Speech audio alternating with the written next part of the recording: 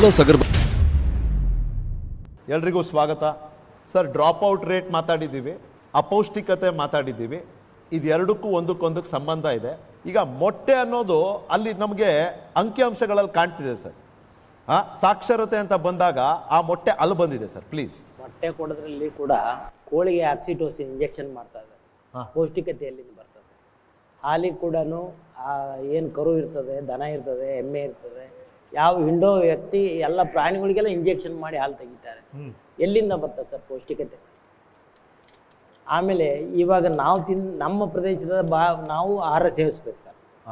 ನಾವು ಗಂಗಾವತಿಯವರು ಭತ್ತ ಬೆಳಿತೀವಿ, ಪೆಸ್ಟಿಸೈಡ್ಸ್ ಫರ್ಟಿಲೈಸರ್ ಹಾಕೋದು ನೋಡಿದರೆ ನಮಗೆ ಮಕ್ಕಳೇ ಆಗಲ್ಲ ಮುಂದಿನ ಪೀಳಿಗೆ.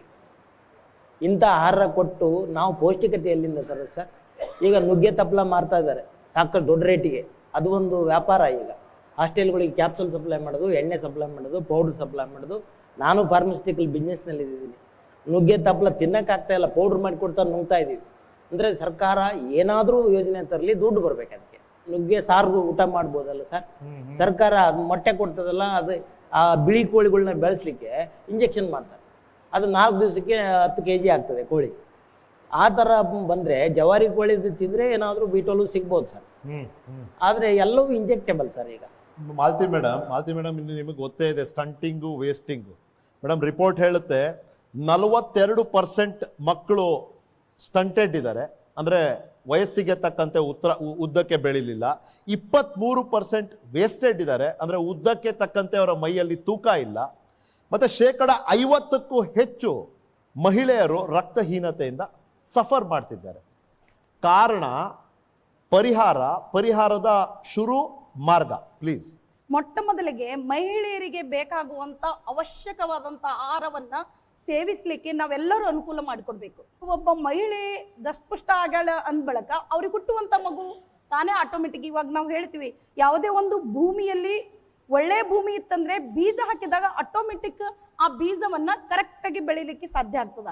ಅದಕ್ಕಾಗಿ ನಾವು ಎಲ್ಲರಿಗೆ ಅವೇರ್ನೆಸ್ ಪ್ರಾಬ್ಲಮ್ ಬಹಳಷ್ಟು ಇದೆ ನಮ್ಮ ಕಡೆ ಅಂತ ಹೇಳ್ಬೋದು. ಅನುದಾನ ಬರೋದು ಇಂಪಾರ್ಟೆಂಟ್ ಅಲ್ಲ, ಅದನ್ನು ಯಾವ ರೀತಿಯಿಂದ ನಾವು ಯುಟಿಲೈಸ್ ಮಾಡ್ಕೊಳ್ಬೇಕು. ನಾವು ಎಲ್ಲರೂ ಒಬ್ಬ ಪ್ರಜೆಗಳ ಕರ್ತವ್ಯ.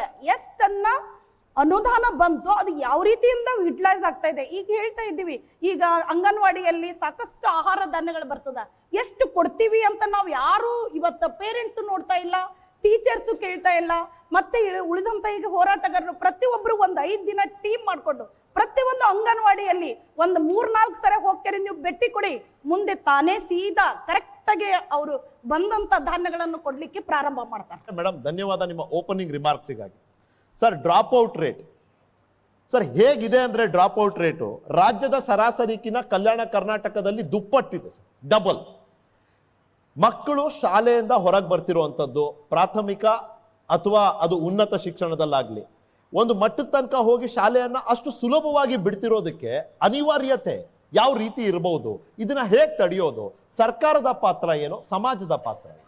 ಕೇವಲ ಇದು ಕಲ್ಯಾಣ ಕರ್ನಾಟಕ ಮತ್ತು ಪ್ರತಿಯೊಂದು ನಮ್ಮ ರಾಯಚೂರು ಅಂತಕ್ಕಂಥ ಹಿಂದುಳಿದ ನೀವೊಂದು ವಿಷಯ ಎಕ್ಸಾಂಪಲ್ ಕೊಟ್ಟಿದ್ದೀರಿ.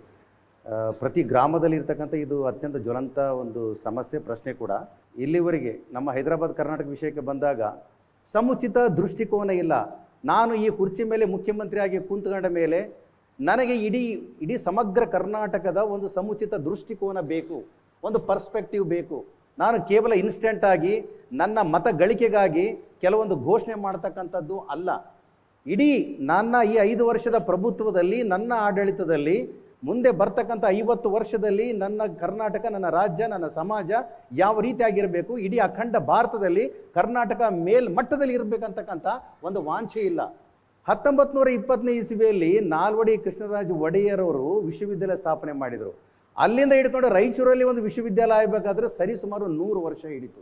ಯಾಕೆ ಹಿಂಗಾಯಿತು? ದೇಶಕ್ಕೆ 75 ವರ್ಷ ಸ್ವತಂತ್ರ ಭಾರತದಲ್ಲಿ ಬೇಕಾದಷ್ಟು ಕಮಿಷನ್ಗಳು ಬಂದಿದ್ದಾವೆ, ರಿಪೋರ್ಟ್ಗಳು ಬಂದಿದ್ದಾವೆ, ಸಾವಿರಾರು ಕೋಟಿ ಹಣ ಹರಿದಿದೆ. ಆದರೂ ಕೂಡ ಇವತ್ತಿಗೂ ಅದು ಪ್ರಾಪರಾಗಿ ಇಂಪ್ಲಿಮೆಂಟೇಷನ್ ಆಗಿಲ್ಲ. ಅದಕ್ಕೆ ತಮಗೆ ನೆನಪಿರ್ಬೋದು ನಿಖಿಲ್ ಅವರೇ, ಹೋದ ತಿಂಗಳ 23ನೇ ತಾರೀಕು ಬಜೆಟ್ ಅಧಿವೇಶನದಲ್ಲಿ ಭಾರತೀಯ ಮಹಾ ಲೆಕ್ಕ ಪರಿಶೋಧಕರ ಒಂದು ವರದಿ ಅಲ್ಲಿ ಪ್ರಕಟ ಆಯಿತು. ಅಲ್ಲಿ ಏನು ಹೇಳಿದ್ದಾರೆ? ಯಾವ ಕಲ್ಯಾಣ ಕರ್ನಾಟಕ ಅಭಿವೃದ್ಧಿ ಮಂಡಳಿ ಯಾವ ನಂಜುಂಡಪ್ಪ ವರದಿಯ ಆಧಾರದ ಮೇಲೆ ಮತ್ತು ನೀತಿ ಆಯೋಗದ ಆಧಾರದ ಮೇಲೆ ಮತ್ತು ಬಹು ಆಯಾಮ ಬಡತನದ ಸೂಚ್ಯಂಕ ಆಧಾರದ ಮೇಲೆ ಹೋಗಬೇಕಾಗಿತ್ತು.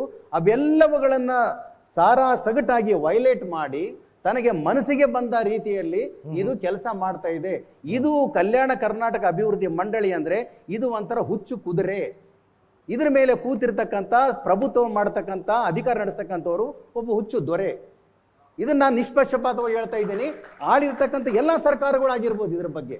ಹೀಗಾಗಿ ಯಾವುದೋ ಒಂದು ತಾವು ಕೇಳಿರ್ತಕ್ಕಂಥದ್ದು ಡ್ರಾಪ್ ಔಟ್ ಬಗ್ಗೆ ಇಡೀ ಸಮಗ್ರವಾಗಿ ಆಲೋಚನೆ ಮಾಡಿದಾಗ ಇವತ್ತಿಗೂ ನಮ್ಮನ್ನು ಆಳಿರ್ತಕ್ಕಂಥವ್ರು ಹಳೆ ಮೈಸೂರು ಭಾಗದವರಾಗಿರ್ಬೋದು, ಉತ್ತರ ಕರ್ನಾಟಕದವರು ನಮ್ಮವರೇ ಆಗಿರ್ಬೋದು, ಹೈದರಾಬಾದ್ ಕರ್ನಾಟಕದ ಇವತ್ತು ವೀರೇಂದ್ರ ಪಾಟೀಲ್ರು, ಆಮೇಲೆ ಧರ್ಮ್ ಸಿಂಗ್ ಅವರು ಬೇಕಾದಷ್ಟು ಆಳಿರ್ಬೇಕು ನಮಗೆ. ಆದರೆ ಯಾವ ಕಾಲಕ್ಕೂ ಡಿಸ್ಕ್ರಿಮಿನೇಷನ್ ನಿಂತಿಲ್ಲ. ದೊಡ್ಡ ಮೀನು ಸಣ್ಣ ಮೀನವನ್ನು ನುಂಗುವ ಲಾಜಿಕ್ ಏನಿದೆ ಅದೇ ರೀತಿಯಲ್ಲಿ ನಮ್ಮ ಪರಿಸ್ಥಿತಿ ಇವತ್ತಿದೆ. ಸರ್ ಹಂಗ್ ನೋಡಕ್ ಹೋದ್ರೆ ನೀವು ಆಕ್ಚುಲಿ ದೊಡ್ಡ ಮೀನು ಇಲ್ಲ ಅಲ್ಲ ಪರಿಸ್ಥಿತಿ ಬೇರೆ ಇದೆ. ಆಕ್ಚುಲಿ ಇದು ದೊಡ್ಡ ಮೀನು ಸರ್. ವಾಸ್ತವಿಕತೆ ಹೇಳ್ತೇನೆ, ಉತ್ತರ ಕರ್ನಾಟಕ ಅಂತ ವಿಷಯ ಬಂದಾಗ ಹುಬ್ಳಿ ಧಾರವಾಡದವರು ನಮ್ಮನ್ನ ಗ್ರ್ಯಾಬ್ ಮಾಡ್ತಾರೆ. IIT ನಂಜುಂಡಪ್ಪ ವರದಿಯ ಪ್ರಕಾರ IIT ರಾಯಚೂರಿಗೆ ಕೊಡಬೇಕಾಗಿತ್ತು. ಇದೇ ಕಲಬುರಗಿಯ ಕ್ಯಾಬಿನೆಟ್ ಡಿಸಿಷನ್ ಅಲ್ಲಿ 2012ರಲ್ಲಿ ಶ್ರೀಮಾನ್ ಜಗದೀಶ್ ಶೆಟ್ಟರ್ ಅವರು ಮುಖ್ಯಮಂತ್ರಿಗಳಾಗಿದ್ದಾಗ ರಾಯಚೂರಿಗೆ IIT ಅನ್ನು ಕೊಡಬೇಕು ಎಂದು ನಿರ್ಧಾರ ಮಾಡಿ ಮನಮೋಹನ್ ಸಿಂಗ್ ಸರ್ಕಾರಕ್ಕೆ ಪತ್ರ ಬರೆದರು. ಅವತ್ತಿನ ಸಂದರ್ಭದಲ್ಲಿ ಅದಕ್ಕಿಂತ ಮುಂಚೆನೆ 2010ರಲ್ಲಿ ಅದೇ ಒಂದು ಪ್ಯಾರಾದಲ್ಲಿ ಕಲಬುರಗಿಗೆ ಸೆಂಟ್ರಲ್ ಯೂನಿವರ್ಸಿಟಿ ಕೊಡಬೇಕಂತ ರೆಕಮೆಂಡೇಶನ್ ಆಗಿತ್ತು. ಮಲ್ಲಿಕಾರ್ಜುನ ಖರ್ಗೆ ಅವರಿಗೆ ಸೆಂಟ್ರಲ್ ಯೂನಿವರ್ಸಿಟಿ ಮಾತ್ರ ಕಂಡಿತು. ರಾಯಚೂರಲ್ಲಿ ಕೊಡಬೇಕಾಗಿರ್ತಕ್ಕಂಥ IIT ಕೊಡಲಿಲ್ಲ. IIT ಕೈತಪ್ಪೋದಕ್ಕೆ ಮೊಟ್ಟ ಮೊದಲು ಕಾರಣಕರ್ತರಾಗಿರ್ತಕ್ಕಂಥವ್ರು ನಿಷ್ಪಕ್ಷಪಾತವಾಗಿ ಹೇಳ್ತಾ ಇದ್ದೀನಿ ಮಲ್ಲಿಕಾರ್ಜುನ ಖರ್ಗೆ ಅವರು ರಾಷ್ಟ್ರ ನಾಯಕರಂತಾರೆ ಹೆಂಗಂತಾರ ಗೊತ್ತಿಲ್ಲ. ಹೈದರಾಬಾದ್ ಕರ್ನಾಟಕದ ನಾಯಕರಾಗಿ ಅವರು ಬೆಳಿಲಿಲ್ಲ, ಕೇವಲ ಗುರುಮಿಟ್ಕಲ್ಲು ಕಲಬುರಗಿ ನಾಯಕರಾಗಿ ಬೆಳೆದರು. ಒಂದೇ ಒಂದು ಪ್ಯಾರದಲ್ಲಿದೆ ಸರ್, ತಾವು ನಂಜುಂಡಪ್ಪ ವರದಿ ಹೋದ್ರಿ, ಮೇಲಿನ ಸಾಲಿನಲ್ಲಿ ಕಲಬುರಗಿಗೆ ಸೆಂಟ್ರಲ್ ಯೂನಿವರ್ಸಿಟಿ, ರಾಯಚೂರಿಗೆ IIT ಕೊಟ್ಟು ಈ ಭಾಗದ ಸಮಗ್ರ ಶೈಕ್ಷಣಿಕ ಔದ್ಯೋಗಿಕ ಅಭಿವೃದ್ಧಿಯನ್ನು ಮಾಡಬೇಕಂತ ಅವ್ರು ರೆಕಮೆಂಡೇಶನ್ ಮಾಡಿದ್ರು. ಯಾಕೆ? ತಾವು ಸೆಂಟ್ರಲ್ ಮಿನಿಸ್ಟರ್ ಇದ್ರಿ, ನಿಮ್ಮದೇ ಕೇಂದ್ರ ಸರ್ಕಾರ ಇತ್ತು. ಆದರೆ ಅವರು ಮಾಡಿದ್ದೇನು, ತಮ್ಮ ಪ್ರಭಾವವನ್ನು ಬಳಸಿಕೊಂಡು ಅವತ್ತಿನ BJP ಸರ್ಕಾರದ ಮೇಲೆ ಪ್ರಭಾವ ಬಳಸಿಕೊಂಡು ಕೇವಲ ಸೆಂಟ್ರಲ್ ಯೂನಿವರ್ಸಿಟಿಗೆ ಪ್ರಪೋಸಲ್ ಅನ್ನು ಕಳಿಸಿ ಅದನ್ನ ಮಾಡಿಸ್ಕೊಂಡ್ರು. ಕಪಿಲ್ ಸಿಬಲ್ ಅವರು ಬಂದು ಇಲ್ಲಿ ಶಂಕುಸ್ಥಾಪನೆ ಮಾಡಿದ್ರು. ಆಗ್ಲೇ ಈಗ ಕಡಗಂಚಿಯಲ್ಲಿ ಸೆಂಟ್ರಲ್ ಯೂನಿವರ್ಸಿಟಿ ಆಯ್ತು. ರಾಯಚೂರಲ್ಲಿ IIT ಯಾಕೆ ಆಗ್ಲಿಲ್ಲ? ಏಮ್ಸ್ ಕೂಡ ಆಗ್ಲಿಲ್ಲ ಸರ್. ಆ ವಿಷಯಕ್ಕೆ ಬರ್ತೇನೆ. 2010ರಿಂದ 2015 ಇಸ್ವಿವರೆಗೆ ನಿರಂತರವಾಗಿ ಹೋರಾಟ ಮಾಡಿದ್ವಿ ನಾವು IITಗಾಗಿ, ನಿಷ್ಪಕ್ಷಪಾತವಾಗಿ ಹೋರಾಟ ಮಾಡಿದ್ವಿ. ಇದೇ ಖರ್ಗೆ ಅವರಿಗೆ ದೆಹಲಿ ಮನೆಗೆ ಹೋಗಿ ನಾನು ಕೇಳಿದಾಗ, ಸರ್ ನಿಮ್ಗೆ ರಾಯಚೂರು IIT ಕಾಣಲಿಲ್ಲ ಏನಂತಂದ್ರೆ ಅದು ನನಗೆ ಗೊತ್ತಿಲ್ಲ ಅಂತಂದ್ಬಿಟ್ಟು. ಎಷ್ಟು ಮಟ್ಟಿಗೆ ಮೈ ತುಂಬ ಎಣ್ಣೆ ಹಚ್ಚಿಕೊಂಡು ಇವರು ಜಾರ್ತಾರಂತಂದ್ರೆ, ಸಮಗ್ರ ನೀವು ಕರ್ನಾಟಕ ಹೋಗ್ಲಿ, ಹೈದರಾಬಾದ್ ಕರ್ನಾಟಕದ ಬಗ್ಗೆ ದೃಷ್ಟಿಕೋನ ನಮ್ಮ ನಾಯಕರಲ್ಲಿ ಇಲ್ಲ. ಇವತ್ತು ನಮ್ಮಲ್ಲಿ ಇರ್ತಕ್ಕಂಥ ಅನೈಕ್ಯತೆ, ನಮ್ಮ ರಾಯಚೂರು ಜಿಲ್ಲೆಯಲ್ಲಿ ಇರ್ತಕ್ಕಂಥ ರಾಜಕೀಯ ಇಚ್ಛಾಶಕ್ತಿಯ ಕೊರತೆಯಿಂದಾಗಿ ಇವತ್ತು IIT ಕೈ ತಪ್ಪಿ ಇವತ್ತು ಧಾರವಾಡದಲ್ಲಿ ಆಯ್ತು. ನಾನು ಮಾಡಿಕೊಳ್ಬೇಕಾಗಿರ್ತಕ್ಕಂಥ ಸುಂದರವಾದ ಕನ್ಯೆ ಇವತ್ತು ಎತ್ಕೊಂಡು ಹೋಗಿ ನೀವು ಲಗ್ನ ಮಾಡ್ಕೊಂತೀರಲ್ಲ, ಎಷ್ಟು ಸಂಕಟ ಆಗೋದಿಲ್ಲ ಸರ್? ನಾನು ಯಾವತ್ತೂ ಆ ತರ ಮಾಡೋದಿಲ್ಲ ಸರ್, ನಿಮ್ಗೆ ಆಶ್ವಾಸನೆ ಕೊಡ್ತೀನಿ. ಅಲ್ಲ, ಎಷ್ಟು ಮನಸ್ಸಿಗೆ ನೋವಾಗಲ್ಲ ಸರ್. ನಾಳೆ ಪ್ರಜ್ಞೆನಲ್ಲಿ ಒಂದು ಮಾತು ಹೇಳಿದೆ ಇಲ್ಲ ಸರ್, ನಿಮ್ ನೋವಿನಲ್ಲಿ ನಾನು ನಿಮ್ ಜೊತೆ ಅದು ವಿಷಯಕ್ಕೆ ಟಚ್ ಬರ್ತೇನೆ. ಈಗ ಏಮ್ಸ್ ವಿಷಯದಲ್ಲಿ ಸಿದ್ದರಾಮಯ್ಯರು 3 ಹೆಸರು ಕಳಿಸಿ ನಮ್ಮನ್ನು ಗೊಂದಲ ಮಾಡಿಟ್ರು. ಸರ್ ಬೇಡ ಅಂತ ಎಷ್ಟು ರಿಕ್ವೆಸ್ಟ್ ಮಾಡಿದ್ರು. ಮೈಸೂರು, ರಾಯಚೂರು, ಧಾರವಾಡ ಇದನ್ನ ದುರ್ಲಾಭ ಪಡ್ಕೊಂಡು ಧಾರವಾಡದಲ್ಲಿ ಒಬ್ಬರು ಮೇಲೆ ಹೋಗಿದ್ದಾರೆ, ಶ್ರೀಮಾನ್ ಅನಂತಕುಮಾರ್ ಅವರು, ಇದೇ ಪ್ರಹ್ಲಾದ್ ಜೋಶಿ ಅವರು, ದೇಶಪಾಂಡೆ ಅವರು ಪಕ್ಷ ಭೇದ ಮರೆತು ಎಲ್ಲರೂ ಒಂದಾಗಿ ನಮಗೆ ದ್ರೋಹ ಮಾಡಿ ಅಲ್ಲಿ ಧಾರವಾಡದಲ್ಲಿ IIT ಸ್ಥಾಪನೆ ಮಾಡಿಕೊಂಡ್ರು. ಆಗ ಮಾನ್ಯ ಮುಖ್ಯಮಂತ್ರಿ ಸಿದ್ದರಾಮಯ್ಯ ಏನು ಹೇಳ್ತಾರೆ, ದಯವಿಟ್ಟು ರಾಯಚೂರಿಗೆ ಕ್ಷಮಿಸ್ರಿ, ಏಮ್ಸ್ ಬಂದರೆ ರಾಯಚೂರಿಗೆ ಕೊಡ್ತೀನಿ ಅಂತ ಹೇಳಿದರು. ಇವತ್ತು ಏಮ್ಸ್ ಬಂದಿದೆ, 2020ರಲ್ಲಿ ಅನೌನ್ಸ್ಮೆಂಟ್ ಆಗಿದೆ ಸೆಂಟ್ರಲ್ ಗೌರ್ಮೆಂಟ್ ಬಜೆಟಲ್ಲಿ. ಇವಾಗ ಏಮ್ಸ್ ಕೊಡಂತ ಕೇಳಿದರೆ 2 ಸಲ ನಮ್ಮ ರಾಯಚೂರು ನೆಲದಲ್ಲಿ ಬಂದು ಮಾನ್ಯ ಮುಖ್ಯಮಂತ್ರಿಗಳು ರಾಜ್ಯದಲ್ಲಿ ಏಮ್ಸ್ ಸ್ಥಾಪನೆ ಮಾಡುವುದಾದರೆ ರಾಯಚೂರಲ್ಲೇ ಆಗ್ತದೆ, ನನ್ನ ಮೇಲೆ ನಂಬಿಕೆ ಇದೆ ಅಂತ ಹೇಳಿದರು. ಇವತ್ತಿನ ದಿವಸ 303ನೇ ದಿನದ ಹೋರಾಟ ರಾಯಚೂರು ನಡೀತಾ ಇದೆ. ಹೋರಾಟ ಇಲ್ಲಿ ಬಿಟ್ಟು ನಾವಿಲ್ಲಿ ಬಂದಿದ್ದೀವಿ ಸರ್. ಇವತ್ತಿಗೂ ನಡೀತಾ ಇದೆ, ಸರ್ವ ಸಂಘಟನೆಗಳು ಹೋರಾಟ ಮಾಡ್ತಾರೆ. ಆದರೆ ಇವತ್ತು ಹೈದರಾಬಾದ್ ಕರ್ನಾಟಕದಿಂದ ನಮಗೆ ಯಾವ ಜಿಲ್ಲೆಗಳಿಂದಲೂ ಕೂಡ ನಮಗೆ ಬೆಂಬಲ ಕೊಡಲಿಲ್ಲ. ಇನ್ನು ನಮ್ಮಲ್ಲೇ ದೌರ್ಬಲ್ಯಗಳಿದಾವೆ. ಅಲ್ಲ, ಪರಿಹಾರದ ದಾರಿ ಸಮಗ್ರ ಇದೆಯೋ ಇಲ್ವೋ? ನಿಮ್ಮ ಉತ್ತರ ಏನಿತ್ತಲ್ಲ ಸರ್ ಇಲ್ಲಿವರೆಗೂ ಬಹಳ ಸಮಗ್ರವಾಗಿ ಹೇಳಿದ್ದೀರಿ. ಒಂದು ಕಡೆ ಶಿಕ್ಷಣ ಬಗ್ಗೆ ಮಾತಾಡಿದ್ದೀರಿ, ಆರೋಗ್ಯದ ವಿಷಯ ಕೂಡ ಚರ್ಚೆ ಮಾಡಿದ್ದೀರಿ, ಭೇದ ಭಾವ ಡಿಸ್ಕ್ರಿಮಿನೇಷನ್ ಅಂತ ಹೇಳಿದ್ರಿ. ನಾನು ರಜಾಕ್ ಅವ್ರಿಗೆ ಕೇಳ್ತೀನಿ ಸರ್. ರಜಾಕ್ ಅವರೇ, ಸರ್ ರಾಜ್ಯದಲ್ಲಿರೋದು 412 ಗೌರ್ಮೆಂಟ್ ಕಾಲೇಜ್, ಅದರಲ್ಲಿ ಕಲ್ಯಾಣ ಕರ್ನಾಟಕದಲ್ಲಿರೋದು 62, little more than 10%. Sir happy sir? ಇಲ್ಲ, ನೀವೇನು ಗ್ರಾಸ್ ಎನ್ರೋಲ್ಮೆಂಟ್ ರೇಷಿಯೋ ತೋರಿಸಿದ್ರಿ, ಅದು ಬಹಳ ಸ್ಪಷ್ಟವಾಗಿ ತೋರಿಸ್ತಕ್ಕಂಥದ್ದು ಈ ಭಾಗದಲ್ಲಿ ಹೈಯರ್ ಎಜುಕೇಷನ್ ಭಾಳ ಕಡಿಮೆ ಇದೆ. ಇಡೀ ದೇಶದಲ್ಲಿ ಯಾವುದೇ ಜಿಲ್ಲೆಯಲ್ಲಿ ಇರಲಾರ್ದಷ್ಟು ಕಡಿಮೆ ಯಾದಗಿರಿ ಜಿಲ್ಲೆಯಲ್ಲಿ ಇದೆ ಅನ್ನುವಂಥದ್ದು. ದೇಶದ ಸರಾಸರಿ, ರಾಜ್ಯದ ಸರಾಸರಿ, ಅಕ್ಕಪಕ್ಕದ ರಾಜ್ಯದ ಸರಾಸರಿ ಯಾವ ಕೂಡ ನಮ್ಮ ಭಾಗಕ್ಕೆ ಮ್ಯಾಚ್ ಆಗಲ್ಲ. ಇದಕ್ಕೆ ಮೂಲ ಕಾರಣ ಏನಂದ್ರೆ ಹೈಯರ್ ಎಜುಕೇಶನ್ ಡ್ರಾಪ್ಔಟ್ ಜಾಸ್ತಿ ಇದೆ. ಯಾಕೆ ಜಾಸ್ತಿ ಇದೆ ಅಂದ್ರೆ ಬಡತನಕ್ಕಾಗಿ. ಇದು ಯಾರಿಗೂ ಕೂಡ ಈ ಭಾಗದ ಉನ್ನತ ಶಿಕ್ಷಣ ಪ್ರಮಾಣವನ್ನ ಹೆಚ್ಚಿಗೆ ಮಾಡಬೇಕಂತ ಕಾಳಜಿ ಇಲ್ಲ. ಓದೋರು ಮುಂದೆ ಬರಬೇಕಂತೆಲ್ಲ, ಓದುವ ವ್ಯವಸ್ಥೆ ಇಲ್ಲ ಇಲ್ಲಿ. ಓದುವ ವ್ಯವಸ್ಥೆಯನ್ನ ಮಾಡ್ತಕ್ಕಂಥ ಸಂದರ್ಭದಲ್ಲಿ ನೀವು ನಮಗೆ ಅನ್ಯಾಯವನ್ನ ಮಾಡಿದ್ದೀರಿ. ಅಲ್ಲಿ ಹೋಬಳಿಗೆ 2 ಡಿಗ್ರಿ ಕಾಲೇಜ್, ನೀವು ಹೊಳೆ ನರಸೀಪುರಕ್ಕೆ ಹೋಗ್ಬಿಟ್ರೆ ಇಡೀ ಕರ್ನಾಟಕ ರಾಜ್ಯದಲ್ಲಿ ಅತಿ ಹೆಚ್ಚು ಗೌರ್ಮೆಂಟ್ ಡಿಗ್ರಿ ಕಾಲೇಜ್ಗಳು ಇರೋದು ಹೊಳೆ ನರಸೀಪುರದಲ್ಲಿ. ಇಲ್ಲಿ ಈ ಭಾಗದಲ್ಲಿ ಒಂದು ತಾಲೂಕಿಗೆ 1-2 ಡಿಗ್ರಿ ಕಾಲೇಜ್ಗಳು ಮಾತ್ರ. 50 ತಾಲೂಕು ಇದ್ದಾವೆ, 62 ಡಿಗ್ರಿ ಕಾಲೇಜ್ಗಳಿದ್ದಾವೆ. 7 ವಿಧಾನಸಭಾ ಕ್ಷೇತ್ರದಲ್ಲಿ ಇವತ್ತು ಗೌರ್ಮೆಂಟ್ ಡಿಗ್ರಿ ಕಾಲೇಜ್ಗಳಿಲ್ಲ, 7 ವಿಧಾನಸಭಾ ಕ್ಷೇತ್ರದಲ್ಲಿ ಈ ಭಾಗದಲ್ಲಿ. ಸೊ ಇಂಥ ಪರಿಸ್ಥಿತಿಯಲ್ಲಿ ನೀವು ಗ್ರಾಸ್ ಎನ್ರೋಲ್ಮೆಂಟ್ ರೇಷಿಯೋ ಹೆಚ್ಚಿಗೆ ಮಾಡ್ತೀರಿ, ಯಾವ ಆಧಾರದಲ್ಲಿ ಮಾಡ್ಲಿಕ್ಕೆ ಸಾಧ್ಯ ಆಗ್ತದೆ? ನಮ್ಮ education, primary education, higher education ಎಲ್ಲವೂ ಕೂಡ ನಮ್ಮ ಬಡತನಕ್ಕೆ ಕನೆಕ್ಟ್ ಇರುವಂಥದ್ದು. ಸೊ ನೀವು ಅದನ್ನ ನಿರ್ಮೂಲನೆ ಮಾಡಲಾರ್ದೆ, ಆದಾಯ ಹೆಚ್ಚಿಗೆ ಮಾಡುವಂತ ಒಂದು ವಾತಾವರಣ ಸೃಷ್ಟಿ ಮಾಡಲಾರ್ದೆ, ನೀವು ಎಜುಕೇಶನ್, ಹೆಲ್ತ್ ಇದೆಲ್ಲವೂ ಒಂದಕ್ಕೊಂದು ಇಂಟರ್ಲಿಂಕ್ ಇರೋದ್ರಿಂದ ನೀವು ಒಂದನ್ನ ಟಚ್ ಮಾಡಲಾರ್ದೆ ಉಳಿದಿದ್ದು ಮಾಡ್ತೀನಿ ಅಂದ್ರೆ ಕಟ್ಟಡ ಮಾತ್ರ ಕಟ್ಟಬಹುದು, ಅದಕ್ಕೆ ಛತ್ ಇರ್ಲಿಕ್ಕಿಲ್ಲ, ಟೀಚರ್ ಇರ್ಲಿಕ್ಕಿಲ್ಲ, ಟಾಯ್ಲೆಟ್ ಇರ್ಲಿಕ್ಕಿಲ್ಲ, ಕುಡಿಯೋ ನೀರು ಇರ್ಲಿಕ್ಕಿಲ್ಲ. ಕಟ್ಟಡ ಕಟ್ಟಿ ನಿಮ್ ಪರ್ಸೆಂಟೇಜ್ ತಗೋಬಹುದು ವಿನ ಜನರಿಗೆ ಉಪಯೋಗ ಮಾಡ್ಲಿಕ್ಕೆ ಅದರಿಂದ ಏನು ಸಾಧ್ಯ ಆಗಲ್ಲ. ಆರ್ ಕೆ ಹುಡುಗಿ ಅವ್ರಿಗೆ ನಾನು ಕೇಳ್ತೀನಿ, ಯಾರ್ ತಪ್ಪು ಸರ್ ಇದು?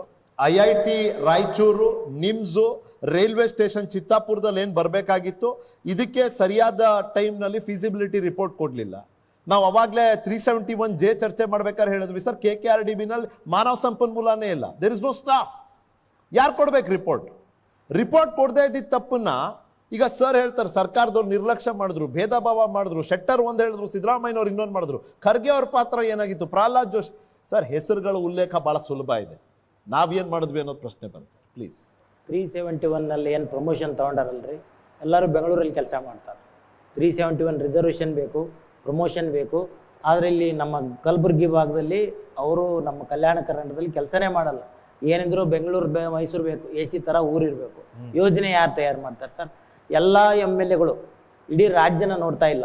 ನಮ್ಮ ಕೊಪ್ಪಳ MLA ಕೂಡ ಹೇಳ್ತೀನಿ, ಅವ್ರವ್ರ ಕಾನ್ಸ್ಟಿಟ್ಯೂನ್ಸಿ ಡೆವಲಪ್ ಮಾಡ್ತಾ ಇದ್ದಾರೆ. ಇವಾಗ ನೋಡ್ರಿ ಸರ್, ಭಾಳ ಅನ್ಯಾಯ ಆಗ್ತಾ ಇದೆ ಕಲಬುರಗಿಗೆ ವಿಭಾಗಕ್ಕೆ. ನಮಗೆ ತ್ವರಿತವಾಗಿ ನ್ಯಾಯ ಬೇಕು ಅಂತ ಇಲ್ಲಿ ಹೈಕೋರ್ಟ್ ಪೀಠ ಮಾಡಿದ್ದೀವಿ. ಆದರೆ ತ್ವರಿತವಾಗಿ ಊರು ಮುಟ್ಟಬೇಕಾಗಿದೆ ನಾವು ಲಾಯರ್ಸು. ಅದಕ್ಕೆ ಹುಬ್ಬಳ್ಳಿ ಧಾರವಾಡ ಆರಿಸ್ಕೊಂಡಿದ್ದೀವಿ. ಯಾವುದು ನ್ಯಾಯ ಸರ್? ರಿಸರ್ವೇಷನ್ 371 ಬೇಕು. ಬಳ್ಳಾರಿ ಮತ್ತು ನಾವು ಕೊಪ್ಪಳದವರು ಅಲ್ಲಿ ಕೇಸ್ ಪೆಂಡೆನ್ಸಿ ಇದೆ, 2,000 3,000 ಪೆಂಡೆನ್ಸಿ. ಒಬ್ಬನಿಗೆ ನ್ಯಾಯ ಸಿಗ್ಬೇಕಾದ್ರೆ 10 ವರ್ಷ ಬೇಕು, ಅವ್ನು ಸತ್ತು ಹೋಗ್ತಾನೆ. ಇಲ್ಲಿ 1 ವಾರದಲ್ಲಿ ಆಗ್ತದೆ. ಬರ್ರಿ ಕಲಬುರಗಿಗೆ ಅಂದರೆ ಬರೋಕ್ಕೆ ತಯಾರಿಲ್ಲ. ಯಾವಲ್ಲ ಯಾರು ಇರಲಿ ಸರ್, ಡಿಸ್ಟಿಕ್ ಜಡ್ಜ್ ಇರಲಿ ಅಥವಾ ಲಾಯರ್ಸ್ ಇರಲಿ, ಡಿಸ್ಟಿಕ್ ಲೆವೆಲ್ಲು ಮತ್ತು JMFC ಲೆವೆಲ್ ಇರಲಿ, ಯಾರು ಹೈಕೋರ್ಟ್ನಲ್ಲಿ ಪ್ರಾಕ್ಟೀಸ್ ಮಾಡೋಕೆ ಆಗಲ್ರಿ. ನಾವು ಸುಮ್ಮನೆ ರೆಫರ್ ಮಾಡ್ತೀವಿ. ಅವ್ನು ಕ್ಲೈಂಟ್ ಹೋಗ್ತಾನೆ. ಕಲಬುರಗಿ ಆದರೆ ಏನ್ರಿ, ಧಾರವಾಡ ಆದರೆ ಅವ್ನು ಹೋಗೋದು ಸರಳ ನೋಡ್ತಾ ಇದೀವಿ ನಾವು. ಈಗೇನೋ ಟ್ರೈನ್ ಆಗಿಬಿಡ್ತೀವಿ, ಹೋಗ್ಬಿಡೋಣಪ್ಪ ಅಂತ. ಕಲಬುರಗಿ ಬರಲಿ ಸರ್, 1 ವಾರದಲ್ಲಿ ಜಡ್ಜ್ಮೆಂಟ್ ಸಿಗ್ತದೆ. ಕೋರ್ಟ್ ನಡೀತಾ ಇಲ್ಲಿ. ಈ ಸರ್ಕಾರಗಳು ಏನು ಮಾಡ್ತಾವ್ರಿ? ನಮ್ಮ ಕಲಬುರಗಿ ಭಾಗದಾರೆ ನಮ್ಮ ಲಾಯರ್ಸು ಸುಮ್ಮನೆ ಇದ್ದಾರೆ. To the point.